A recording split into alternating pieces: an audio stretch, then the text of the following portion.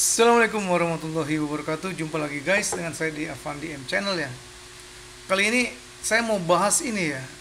Ya mungkin banyak juga yang sudah bahas tapi ya saya cobalah. Yaitu manajemen penanganan hama ya, atau untuk mengurangi resistensi hama ya terhadap tanaman yang kita punya ya. Karena sudah beberapa bukti ya bahwa ada juga hama yang resisten ya, mau disemprot tapi tidak mati-mati tidak pergi-pergi ya teman-teman ya. Jadi nah, saya coba membantu ya, siapa tahu teman-teman belum tahu ya. Kalau sudah tahu alhamdulillah, tapi kalau yang belum tahu mungkin ini bisa salah satu ilmu ya. Baik, kita langsung aja teman-teman. Jadi apa, kita harus tahu dulu apa ya itu resistensi hama ya. Jadi itu didefinisikan sebagai perubahan sensitivitas dari populasi hama ya terhadap apa? Terhadap pestisida, sebenarnya terhadap insektisida, fungisida, bakterisida ya. Sehingga mengakibatkan aplikasi pestisida itu, fungi atau insektisida itu tidak bisa mengendalikan hama gitu ya, gagal gitu ya, gagal teman-teman ya. Jadi kita semprot tapi kok hamanya nggak mati-mati ya.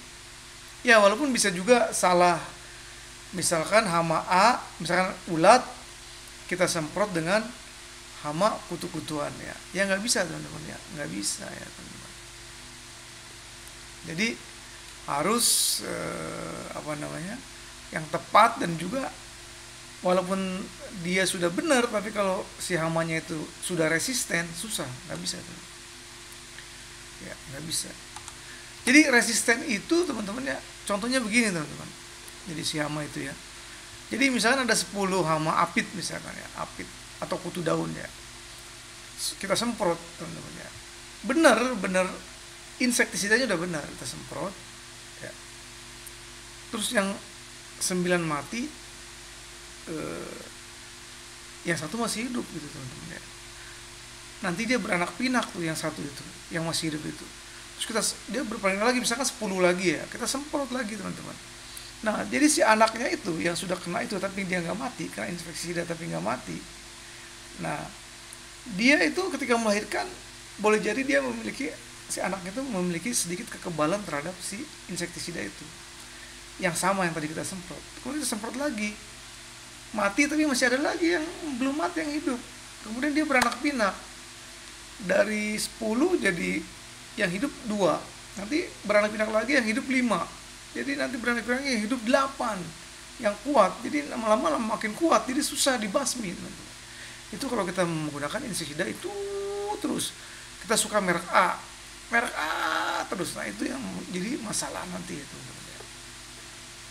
Jadi resistensi dapat berkembang ketika pestisida yang sama, yang berulang-ulang tuh, yang sama, merek sama, bahan aktif sama. Jadi merek sama bahan aktif beda ya teman-teman ya.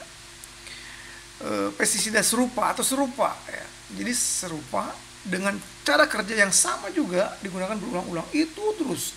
Tahun 2000, 2001 itu, 2002 itu, 2003 itu, 2004 itu, akibatnya misalkan padi wereng, ya udah wereng kuat gitu, lama-lama makin kuat dia dari pestisida itu gitu ya teman-teman.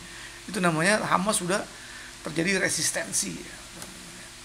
Tuh kita tahu dulu resistensi. Oke, udah tahu ya resistensi. Kemudian nah ada yang namanya suatu perkumpulan atau komite namanya IRAC, Insecticide Resistance Action Committee, atau komite aksi resistensi insektisida. Ada juga FRAC, itu fungisida kalau RAC ya. Kalau IRAC insektisida ya, mirip-mirip ya. Orangnya pun kadang grupnya sama ya, komitenya isinya ya orangnya bisa jadi sama ya. Nah ini adalah asosiasi internasional dari perusahaan insektisida lah ya. Dia berfokus pada manajemen resistensi insektisida ya. Itu nih, ini grupnya nih teman-teman, ada Adama, Bayer, BASF yang udah kita tahu, FMC, Corteva, Syngenta yang kita sering tuh, Bayer, BASF, Syngenta yang sering itu ya.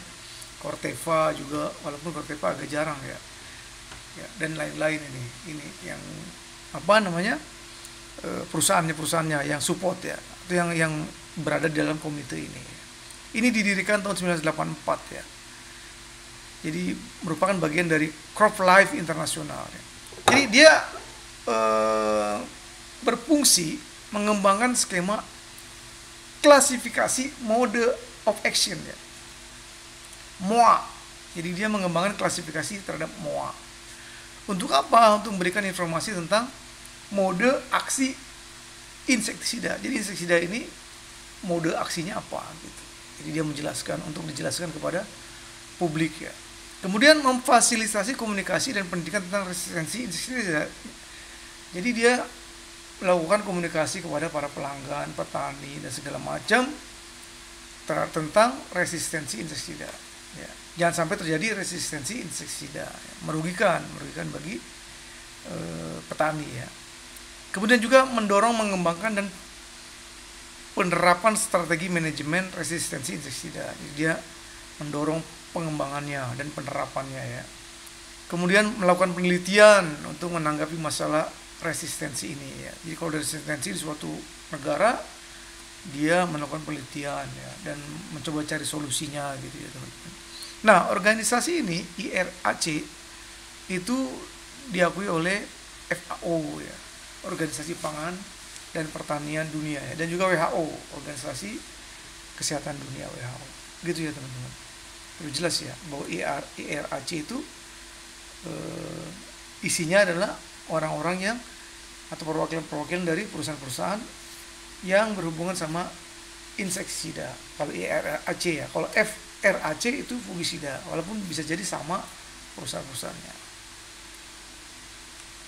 Nah, ini contohnya ya. Dia mengeluarkan kode MOA ya. Dijadikan grup-grup, nanti dijelaskan. Nah, biasanya ditempel di label ya. Contohnya ini Alika ya, dari Syngenta ya. Contoh ini ya teman-teman, saya bukan influencer. Nah, dia pasang di sini teman-teman. Ya, seperti inilah ya. Alika ini kebetulan ada 2 bahan aktif yang dicampur di sini ya. Jadi kita nggak bisa nyampur sembarangan, tapi kalau bisa mereka kadang buat 2 ya, seperti ini ya. 3A dan 4A ya. Sini. Nah, tadi kita ada sedikit MOA, bicara MOA atau mode of action ya. Mode of action atau mekanisme kerja ya teman-teman. Kita harus tahu tuh MOA. Nanti teman-teman dengar MOA apa itu MOA? Yaitu mekanisme kerja. Yaitu cara kerja suatu bahan aktif ya. Cara kerja suatu bahan aktif pestisida ya.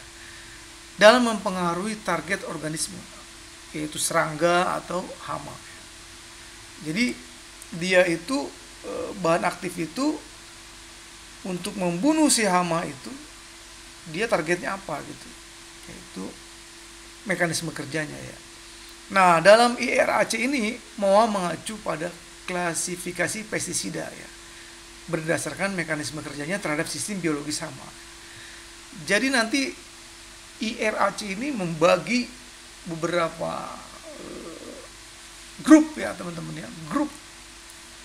Jadi beberapa grup, nanti setelah itu kita bisa tahu, oh bahan aktif ini termasuk MOA grup ini, dan dia bereaksi atau mempengaruhi target itu apanya yang dipengaruhi gitu ya, sehingga si hewan itu tidak bisa berkembang, mati gitu ya teman-teman. Nah, nanti kita lihat ini, kita lihat tujuannya dulu teman-teman ya. Tujuan MOA itu, dia dibuat MOA itu, 1, mencegah resistensi hama.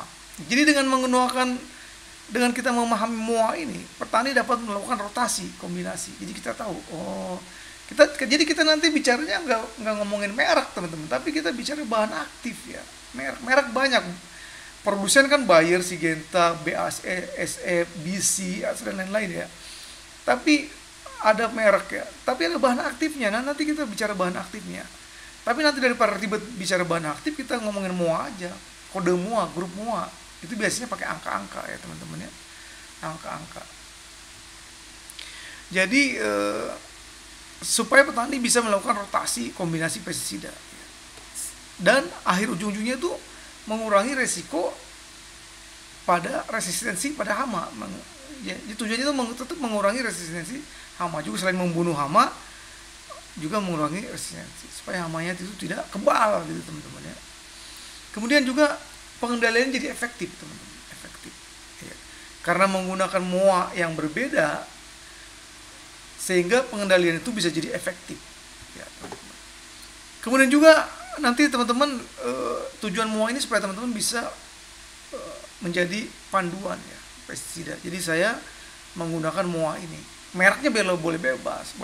Contoh misalkan, contoh yang sederhana, kalau fungisida saya tahu pasti fungisida itu yang sama itu misalkan Amistar Top dengan Tandem. Nah, dia sama isinya teman-teman ya, sama isinya. Ya ada 2 bahan aktif ya, tapi saya nggak lupa. Tapi dia sama. Jadi jadi teman-teman bisa melihat mau mereknya A, mau mereknya B, mau mereknya Amistar Top misalkan untuk fungisida ya, atau misalkan mereknya itu Tandem, itu sama. Kalau teman-teman pakai Amistar Top pakai Tandem ya sama aja. Ya sama. Jadi bukan hal yang berbeda ya. Yang berbeda itu nanti bahan aktifnya. Ya, jadi untuk mencegah resistensi hama, membuat pengendalian hama menjadi efektif dan memandu kita sebagai petani untuk memilih pestisida ya. Nah, ini adalah mode of action-nya. Mereka keluarkan seperti ini teman-teman. Ini dibuat suatu diagram ya. Ini ada diagram, nah ini teman-teman. Ada, dia membagi beberapa grup ya.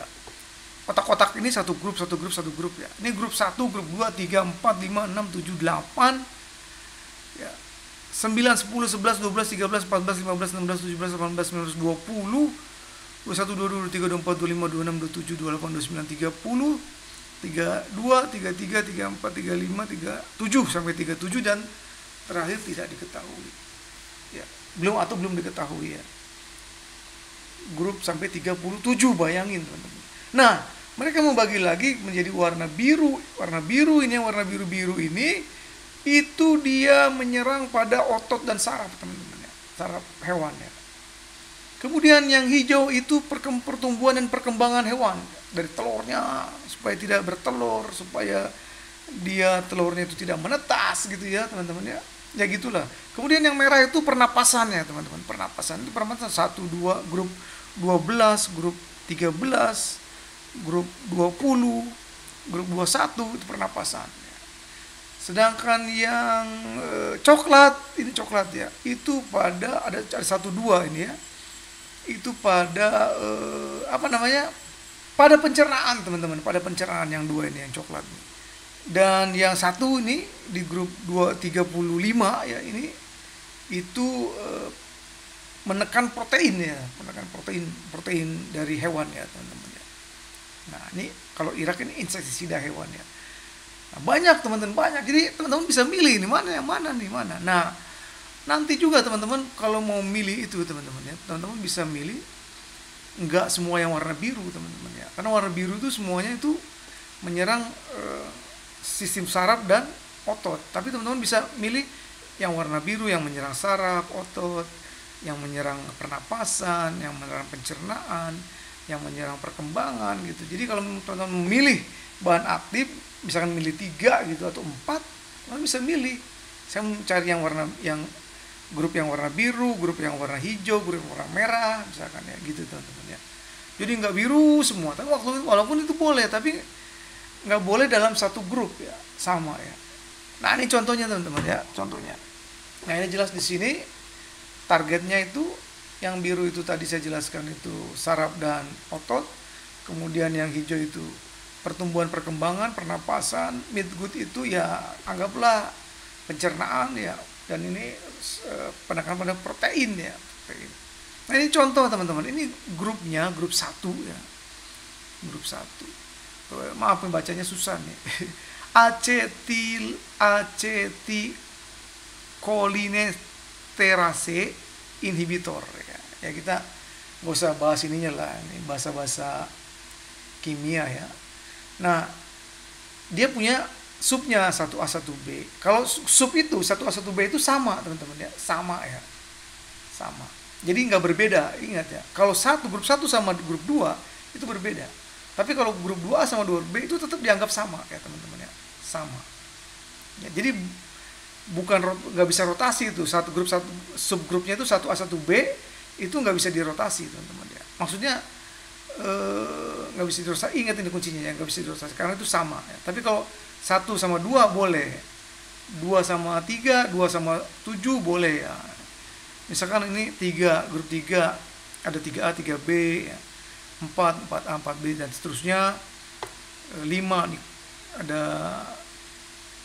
1 aja, kemudian nih abamektin termasuk grup 6 ya, dan dia menyerang saraf dan otot gitu teman-teman ya.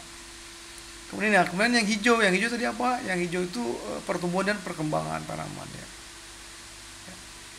Gitu ya teman-teman. Ini banyak teman sampai 37. Nah, kemudian teman-teman IRAC juga mengeluarkan modul ya, atau sistem ya. Jadi teman-teman kalau mau ngecek sebenarnya teman-teman bisa masuk ke IRAC ya, IRAC gitu ya teman-teman. Dan masuk ke sini. Nah ini teman-teman tuh, ini grup 1A, ini bahan aktifnya ini, grup B ini bahan, ini biru itu berarti tadi apa? Otot dan saraf ya, hijau ya, grup hijau ya. Kita bisa melihat ini apa aja ininya ya teman-teman. Atau teman-teman juga bisa masuk ke training centernya ya. Di sini ada ada video-videonya yang dia buat ya. Mekanisme ada pengenalan resistensi manajemen, teman-teman bisa lihat ya.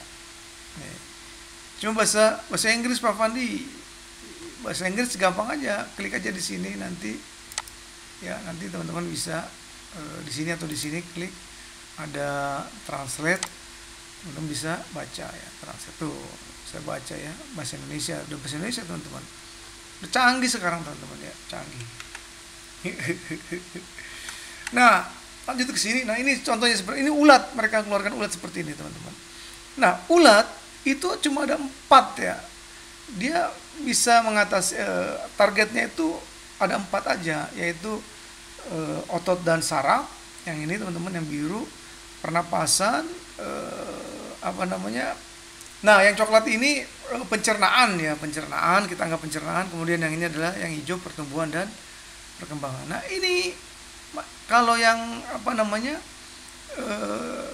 otot dan saraf itu 1, 2, 3, 4, 5, 6, 7, 8, 7-nya di sini, 8-nya nggak ada teman-teman, 9 nggak ada, 10 nggak ada, 11 ada, ini 12 nggak ada, 13 ada, 14 ada, 15 ada, 16 tidak ada, 17 tidak ada, 18 ada, tuh teman-teman, gitu teman-teman ya. Jadi ada yang nggak ada dan ada yang ada, teman-teman bisa milih aja di sini.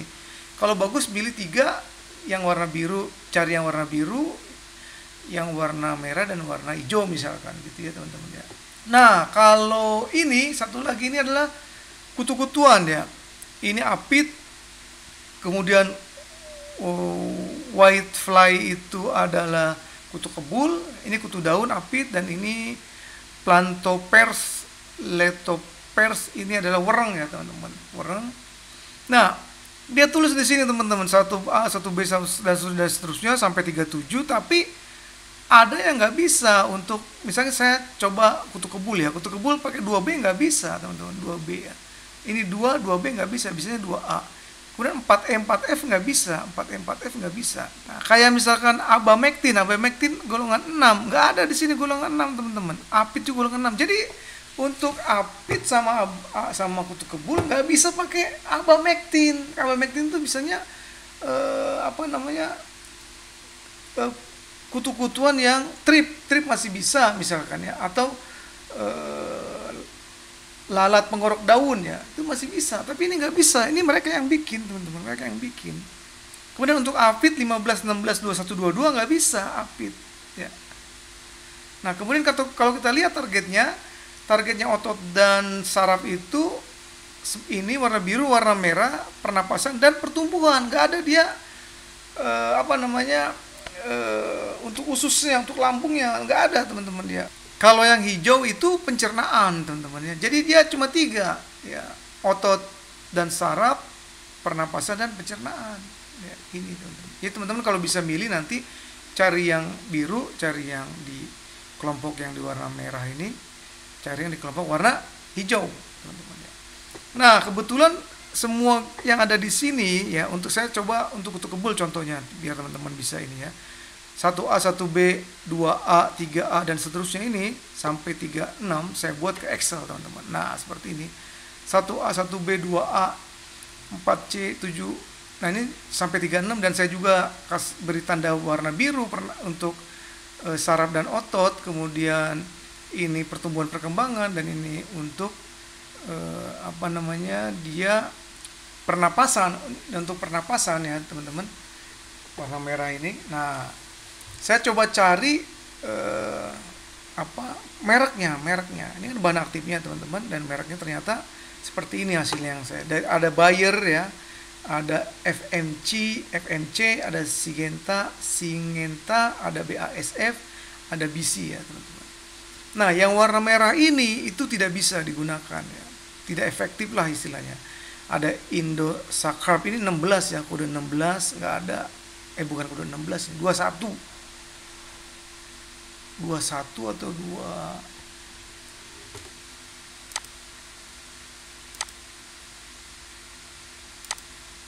Nah, kode 22. Nah, ini teman-temannya kode 22 Indosat ya. 22 itu nggak ada, teman-teman ya. Nggak ada. Ya, 22 itu nggak ada tuh. Kode 22 nggak ada. Kemudian Agrimek, Abamectin juga nggak ada. Ini kode dia Abamectin kode 6. Kode 6 nggak ada. Juga Fipronil juga nggak ada. Ya, kalau teman-teman pakai Regen itu nggak bisa, teman-teman. Regen nggak bisa karena nggak ada Regen.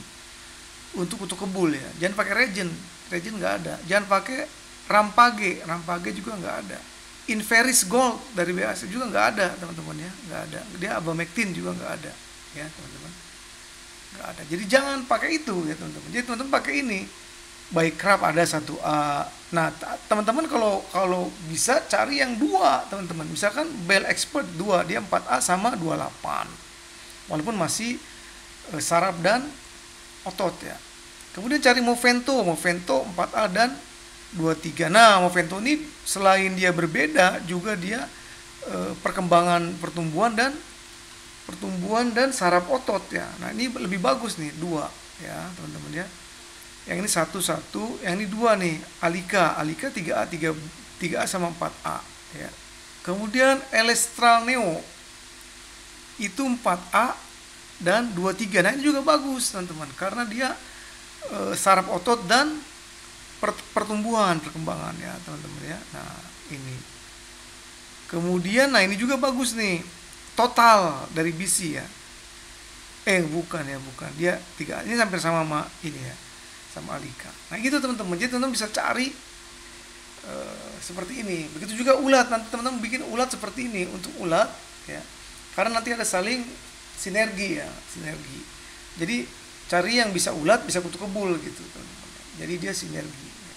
Jadi kita nggak perlu beli 2 atau 3. Ini ulat khusus, ini untuk kutu kebul khusus, nggak usah. Jadi kalau bisa dapat yang bisa untuk ulat dan kutu kebul gitu, teman-teman ya. Nah, kemudian teman-teman cara menyemprotnya itu ada manajemennya, ada pengaturannya. Gimana caranya, teman-teman? Pertama, teman-teman ya, harus buat jendela dulu, jendela itu atau window jendela atau jarak penyemprotan, waktu penyemprotan itu biasanya ditentukan oleh durasi generasi serangga itu. Misalkan kutu kebul serangga durasinya itu berapa. Nah, biasanya 15 sampai 30 hari tergantung spesies. Tapi biasanya kutu-kutuan itu pendek ya. Anggaplah 2 minggu ya, 2 minggu. Jadi, ini yang A ya. Kalau A itu selama misalnya kita tungguin 2 minggu. Selama 4 minggu teman-teman pakai windownya itu yang sama, misalkan muaknya itu, misalkan kode 1A, 1 kode 1 ya, kode 1 sama kode 1 2 minggu pertama kode 1, 2 minggu kedua window kedua ya, 2 minggu kedua mode 1 itu tidak direkomendasi, teman-teman. Ya, tidak direkomendasi. Yang direkomendasi itu kalau window pertama 2 minggu pertama teman-teman pakai 1A, minggu kedua teman-teman pakai yang lain, misalkan 4A gitu ya, atau kode 17 gitu, atau kode 28 gitu ya teman-teman ya. Itu bisa jadi dua kode yang berbeda, dua mua ya. Misalkan 1A dengan 23 gitu, atau 3A sama 4, 3 sama 4 gitu ya, atau 3 sama 28 gitu, boleh.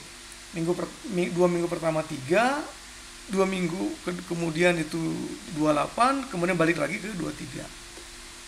Yang paling direkomendasi itu 3 teman-teman, 3. 2 minggu pertama atau jendela pertama itu misalkan teman-teman pakai 3, kelompok 3, 3A misalkan. Kemudian jendela kedua itu teman-teman, atau 2 minggu kedua itu teman-teman pakai 17, kemudian ketiganya kemudian teman-teman pakai misalkan 28, nanti teman-teman pakai lagi 17 pakai, jadi 3 diputer, di rolling ya. Itu paling direkomendasikan ya. Kemudian bisa juga di dalam teman-teman pakai misalkan yang sama ya, misalkan 2 minggu itu teman-teman seminggu pakai, minggu pertama pakai X atau 3, minggu kedua 3 juga. Nah minggu ke tiganya atau jendela keduanya dibagi 2, minggu pertamanya itu berarti minggu ketiga itu teman-teman pakai misalkan yang kode 7, nanti pakai 7 lagi, nanti berikutnya bisa pakai misalkan 23 lagi atau balik lagi gitu. Jadi minimal 2 lah, 2 kode, tapi bagusnya 3 ya. Ini teman-teman ya, gitu ya. Nah, kalau yang tadi yang E ini, kalau teman-teman pakai 3A kemudian nanti 3B, itu enggak disarankan. Karena tetap masih kelompok 3 ya, grup 3 ya. Jadi setiap jendela itu harus berubah ya, jendela itu. Nah, bagaimana kalau kita menghadapi dua hama yang berbeda, misalkan kutu sama ulat gitu ya. Nah, dalam kasus ini ada tumpang tindih siklusnya ya. Maka dan generasinya itu berbeda ya, maka jendelanya itu diambil jendela yang terpendek. Misalkan kutu kebul sama ulat, pasti yang terpendek kutu kebul ya. Nah, kutu kebul yang dipakai jendela kutu kebul, ulat baru mengikuti ya. Misalkan di sini di window pertama atau jendela pertama pakai kode X atau misalnya kode 3, yang kedua jendela kedua kode 6, kode ya misalkan ya kode 6, kemudian nanti jendela berikutnya kode 12, nanti misalkan berikutnya balik lagi ke kode 3 gitu ya, baru kode 6 gitu teman-teman ya. Ini ya. Nah, kalau saya itu kebetulan saya menggunakan 2 merek ya. Ini saya lihatin aja, ini saya di YouTube saya juga ada Alika sama Preja. Alika itu 2, jadi kita cuma beli 1 merek tapi punya 2, dan tambah 1 Preja jadi cuma 3. Si Alika itu golongan 4A dan 3A ya. Kemudian ditambah Preza 28 ya.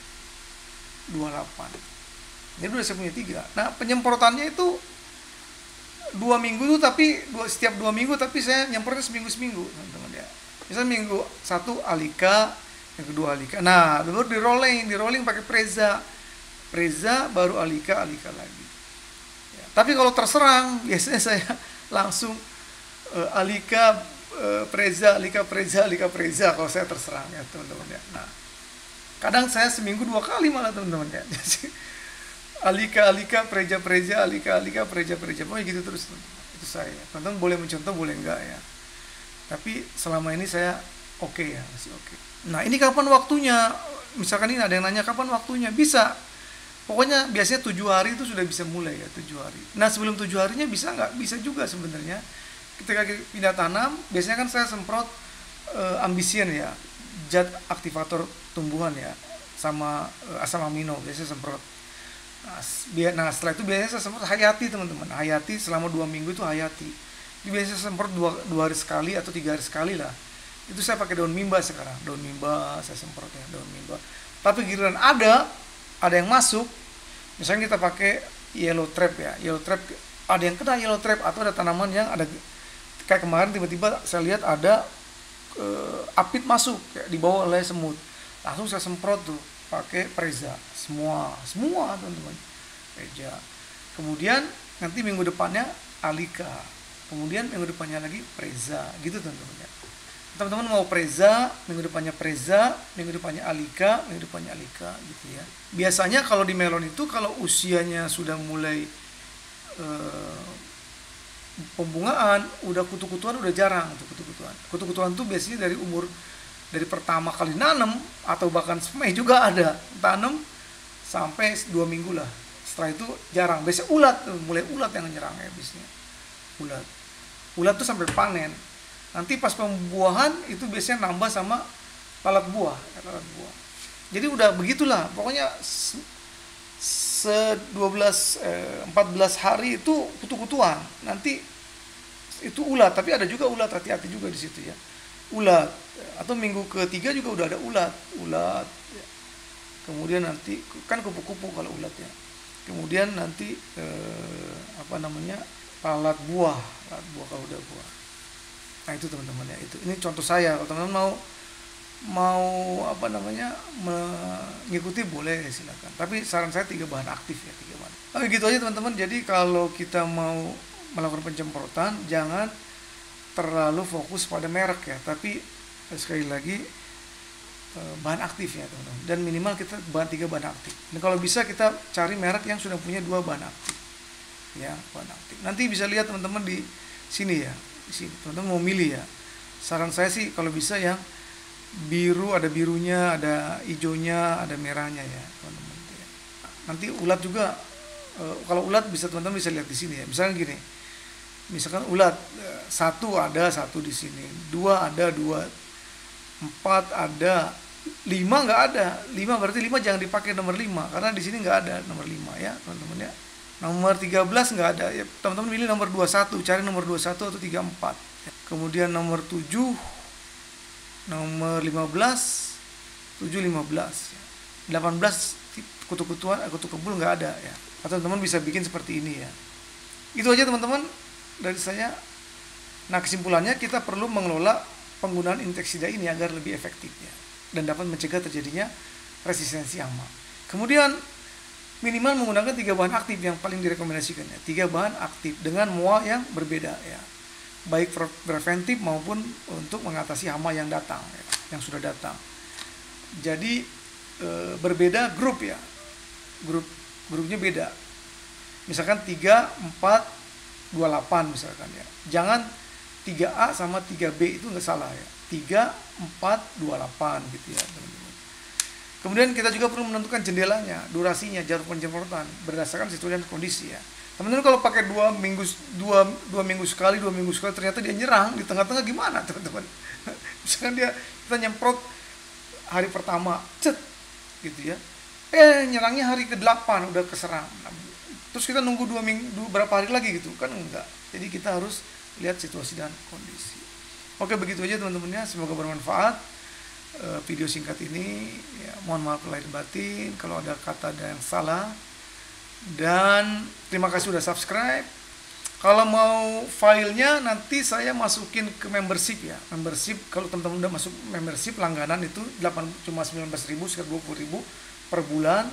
Nanti saya kasih beberapa video yang yang benar-benar bermanfaat sekali ya, pengalaman dari saya. Nanti saya masukin di situ linknya teman-teman, kalau mau download bisa ya teman-teman. Oke, itu aja. Sekali lagi terima kasih sudah menonton. Wabillahi taufiq wal hidayah. Assalamualaikum warahmatullahi wabarakatuh.